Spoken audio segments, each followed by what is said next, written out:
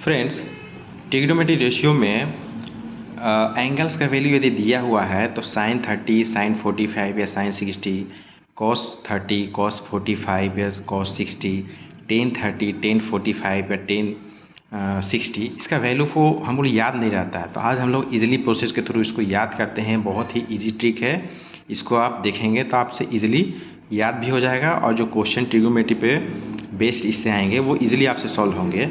तो sin 30 का जो वैल्यू होता है वह होता है 1/2। सिमिलरली cos 30 का जो वैल्यू होता है वो होता है √3/2। tan 30 का जो वैल्यू होता है ये होता है 1/√3। तो देखिए दोस्त, 1/2 √3/2 1/√3 इजली याद हो गया। अब आते हैं 45 में।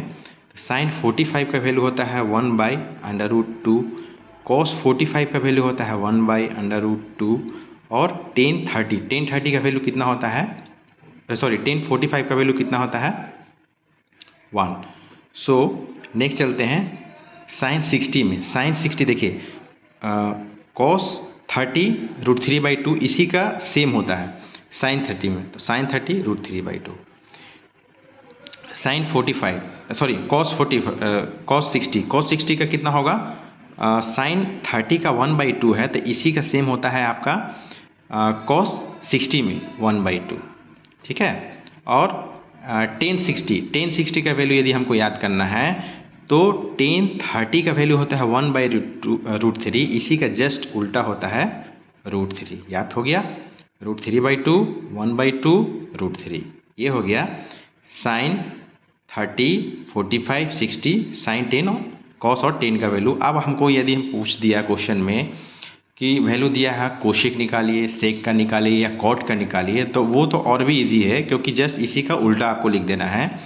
तो कोशेक जो होता है, we know that sin theta is equal to 1/1 cosec theta होता है, तो जस्ट इसका उल्टा कर देना है। तो कोशेक में क्या होगा, cos is equal to 1/sin हो जाएगा। तो कोशेक 30 का जो वैल्यू आएगा क्या होगा, ये कोशेक 30 का यहाँ पे 1/2 है तो 2 जस्ट उल्टा हो जाएगा, 2 हो जाएगा।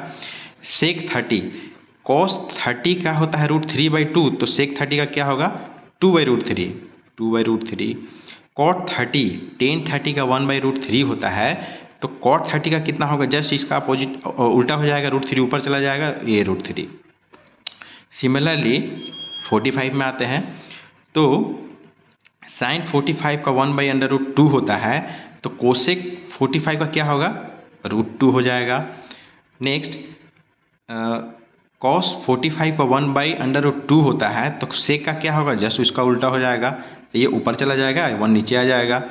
और cot 45 का तो 1 ही होता है तो इसका 1 सेम ही होगा।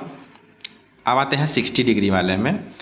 चूँकि sin 60 का √3/2 है तो कोसेक का जस्ट इसका उल्टा हो जाएगा 2/√3। सेक 60 का क्या हो जाएगा 1/2 है तो इसका ऊपर चला जाएगा, 2/1 मतलब 2 हो गया।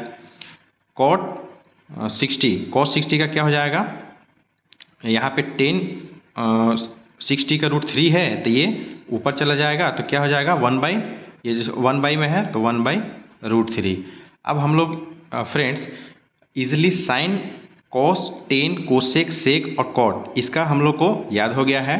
अब कोई भी क्वेश्चन इससे बेस्ड होगा तो हम लोग इसलिए इसको सॉल्व कर सकते हैं। इसके अलावा 2 चीज़ आप और याद रखिएगा कि cos 0 डिग्री का वैल्यू 1 होता है और sin 90 डिग्री का वैल्यू 1 होता है। इतना आपको याद हो गया तो इस टेबल से आपका कोई भी क्वेश्चन इजीली सॉल्व हो जाएगा। बहुत ही इजी है इसको याद करना, आप भी इस ट्रिक को यूज़ करिए और ट्रिग्नोमेट्री के सारे क्वेश्चन आप इजीली सॉल्व कर सकते हैं। Thank you.